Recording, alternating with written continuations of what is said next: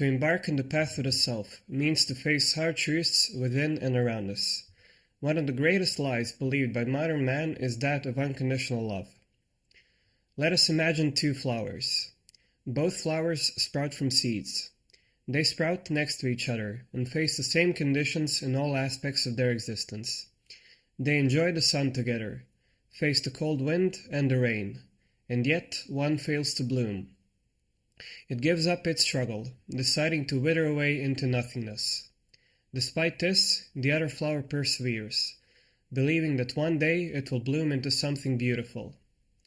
It never gives up, eventually achieving full bloom. A man sees this beautiful flower, picks it from the ground, and carries it away into a different world. Why is it that despite facing the same challenges, one flower gave up on its own purpose? Do all flowers not sprout to bloom?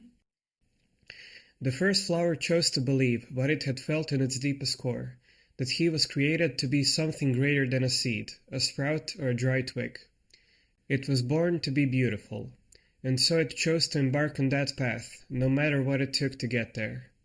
Perhaps the withered flower believed the same thing once, but the cold wind made it forget. Faced with hardships, it had forgotten what it believed in, that it could one day bloom. Now, let us imagine 1,000, 1,000,000, or even 1,000,000,000 seeds. Upon sprouting, they all believe they can bloom, and they all feel this potential. It feels like they truly love what they are going to become. The first day is sunny and warm, and all the sprouts are happy. They start sprouting and absorb the sun. The next morning, the weather gets cold and rain starts to fall. Many of the sprouts are cold and start shivering, halting their growth. Their entire effort is focused into enduring the cold. Some sprouts focus on their inner purpose and remember that it is to bloom, and then they spare no effort in growing further despite the cold.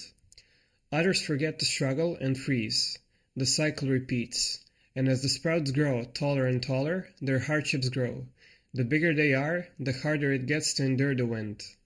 For some, the struggle is too much, and they give up. Others are torn apart by the wind. But the few flowers who believe in their purpose start blooming. They fulfill it and spread their petals, absorbing the sun full force. They become mighty and beautiful. Eventually, these flowers will also wither away, yet they do so without regrets, for they yet fulfill their own purpose. Now, let me ask you a simple question. If you were the one who planted the seeds, which flower do you think deserves love? Would you truly love all the flowers that withered away? Would you walk around, this flower garden and admire the dead sprouts? Or would you admire the flowers that actually grew despite the hardships? Now, if all of these seeds are loved unconditionally and equally, do they even have a reason to bloom? If instead of a drive for, growing or blooming, these flowers instead were content with being what they were, and, that was just seeds or sprouts, because no matter what they do, they are already loved. How many of these seeds would choose to face the hardships? Bloom or not, I am loved, so why would I suffer the wind and the rain? If I do not bloom, it is not my fault, as the wind was too strong, or, the cold was too great to bear. The thought of perseverance fades away, and through this, so does their potential for growth. Unconditional love is the main reason for the degeneracy of modern man. If one is loved simply for existing, he has no reason to grow beyond his current self. If you are perfect the way you are, you will never see your faults or realize your mistakes. If we are all equal, we can only be equally mediocre. How many people build their inner temple with these foundations, and how many will find comfort or excuses for their lackings within this same temple? I would say that the real truth is that there is no unconditional love. It is nothing but a convenient lie, and simply observing the world around us will prove this. When we build our life around unconditional love, this means embracing weakness and falsehood, and more importantly, it means embracing an inherent misunderstanding of our own purpose. That being, do you want to grow, or do you want to be perfect the way you already are? Now, choosing growth means quickly and painfully realizing your own faults. It means taking responsibility for your life. And with that, it means taking control over how you live it. We all face hardships and suffering. These are very unequal. Yet, if you are born without the silver spoon in your mouth, embracing this unconditional love means shifting the responsibility, and it also means shifting the blame for your personal growth to those that are in a better position. It's not my fault. It's the system, it's the country I'm in, it's society as a whole, maybe it's your parents, maybe it's capitalism or whatever the system you're in is, or, that one bully from first grade. Maybe some of your flaws, your disabilities, something you were born with, but the basic principle is that it's never your fault, because you're already perfect the way you are, or the way you were born. So how can this inequality be my fault? The only way to escape the cycle of willful and purposeless suffering is to embrace the following.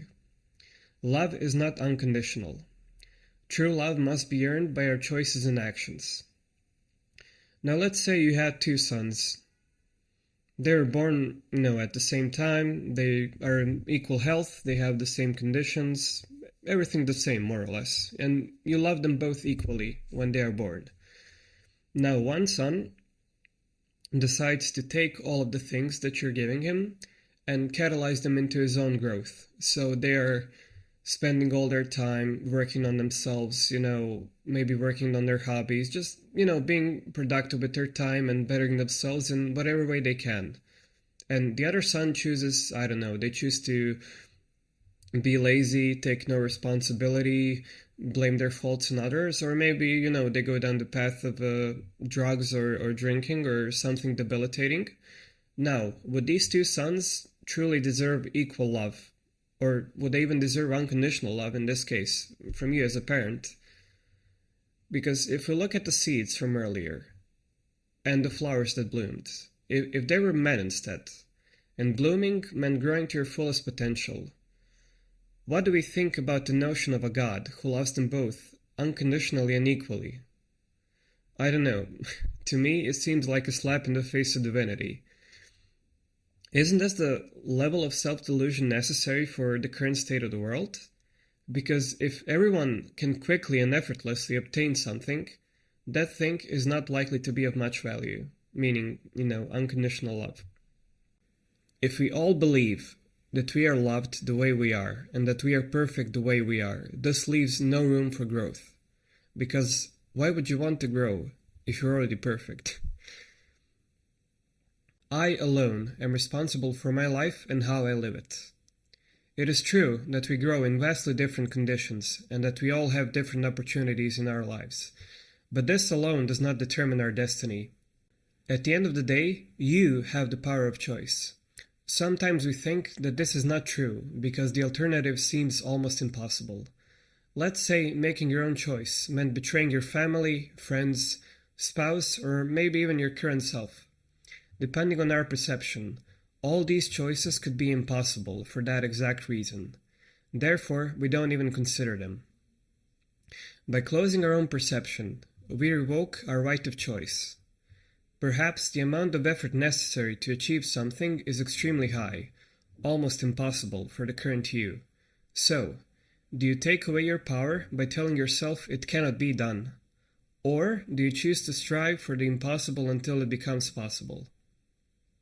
There is always a way forward, even if you have to create it yourself. To sum it up, unconditional love and equality are nothing but convenient lies created to halt the growth of many. We have replaced ambition with complacency for no apparent reason.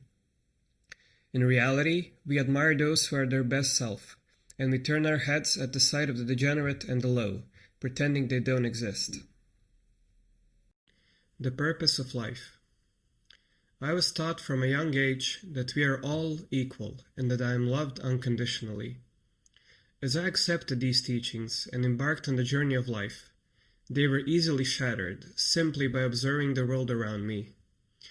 After questioning my parents or my teachers, I was led further into more and more nonsense, until I just started blindly accepting what I was told, because nothing made sense as a whole. Regardless of intent, following teachings that contradict themselves is nothing but a fool's errand. Why was I taught so many things that made me go against my own nature?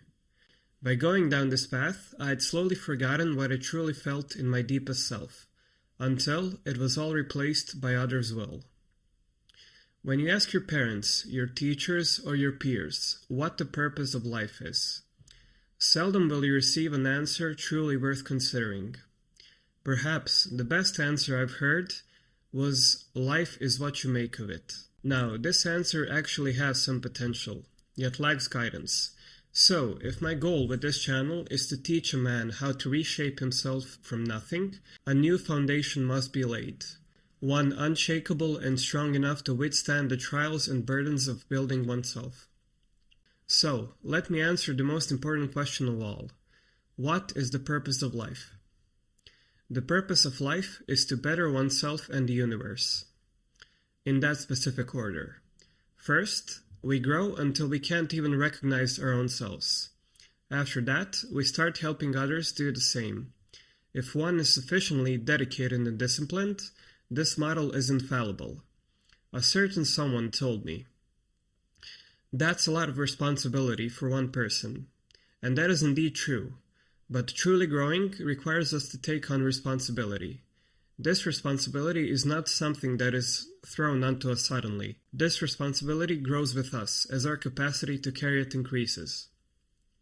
The greater you are, the more you can elevate the world around you. If we were to build a society around this purpose, I dare say we would be a world beyond compare. The order is important, because we should not attempt to do the latter until we are sufficiently ready. Until you are completely, beyond any doubt convinced that you are true to this purpose, you should not attempt to lead others down the same path. Why? Because growing is impossible without time, experience, and discipline. And once we obtain these, we will know that we have fundamentally changed, and that we are ready to carry our work forward.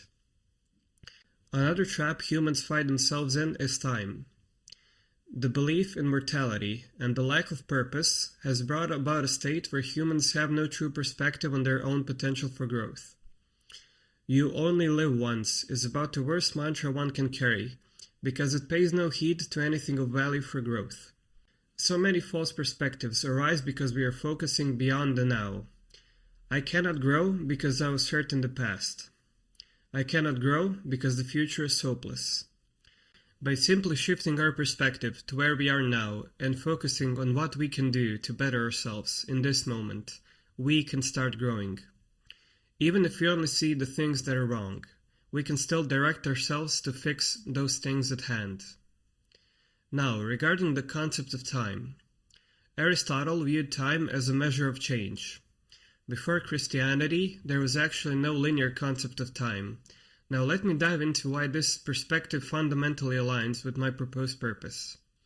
If we observe time as a change, we embrace our own role in changing the world around us. I am living in this place, now, and it is my task to make it the best place it can be. I am aware that one day I will no longer be here, but my children will still exist in this same place. Therefore, it is my task to make it the best place it can be, so others can live a better life as well. Since we are not burdened by the eventual apocalypse or collapse of society, not burdened by the past because we have already embraced the change within us, and not worried about the future since we are actively participating in changing it for the better, we are actually wholeheartedly focused on growing in the now. We do not live for our debts or some eternal reward. We live to make ourselves the best person that we can be, and the world around us the best world that it can be. By doing this, we also propel everyone around us to do the same, each of us excelling to the best of our ability in our own area. So, when we raise our children, our students, or our families, we teach them to be the best that they can be. This purpose also turns failure into growth, because it is an integral part of this process. When we fail, we are faced with the areas that we lack in. Just by being aware of this, we can make a step forward. If you're aware that you're lacking, you can shift your perspective into fixing that part of yourself. A lot of people search for answers to these questions, but even when you point them to the solution or the reason, they will often give up because it's hard, or because it takes effort to do. Now, why are we entitled to grow without dedication? In my perspective, there is no stagnation. A being is either devolving or evolving. Stagnation as a state is just pointed towards one of these, depending on what you're doing with your life. If you are aware of your faults, yet you stagnate, this means that you're not evolving. But if you are aware of your faults, and you're working towards either obtaining the means to fix these, or fixing them, you are actually evolving. Even though you're in a bad situation, you're still evolving by attempting to fix what is wrong. So, this idea of a purpose of life is enough to move human beings forward in all areas of life, if we choose to do so. If we choose this purpose as our foundation, failure can serve as a catalyst for growth, and all our choices can be directed towards a goal greater than the current us. We become great so that the world can be a better place.